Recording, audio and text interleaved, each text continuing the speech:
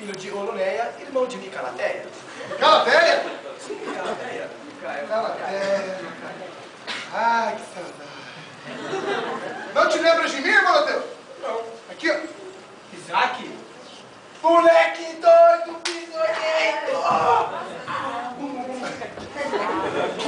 Mas, por que estás fedendo tanto, irmão Mateus? Não curaste aquela flor de couro que brota nos meios teus? É que peregrina há muitos anos, por isso exala esse odor. Mas já estou melhor. Ah, tá. E tu, o que fazes aqui? Ah, vim com Moisés libertar os escravos e acabei ficando aí. Vieste com Moisés? Vim?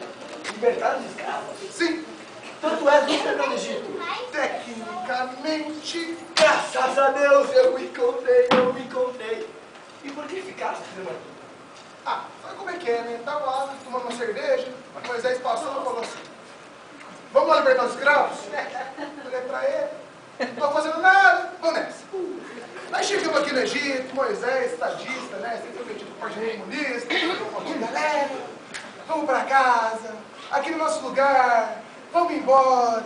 Aí começou todo mundo, a multidão caminhando, os escravos, todo mundo junto, aquela coisa bonita, linda, caminhando e cantando e seguindo a canção.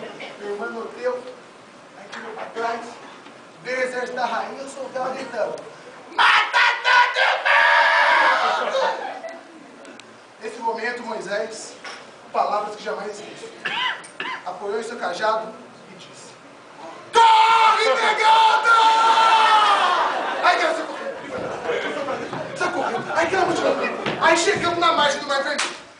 Eu falei: agora fudeu. Eu não sei nadar. Metade aqui não sabe nadar. Fudeu. Irmão do teu, velho. Irmão do teu, velho. Moisés pegou o cajado, bateu no chão. O mar abriu no meio, velho. Eu olhei e falei: caralho, velho! O mar tá abrindo no meio, velho! Eu não tinha fumado aquele chifre. Aí eu fiquei daqui, ó. Vou, não vou. Vou, não vou. Fechou? Eu fiquei.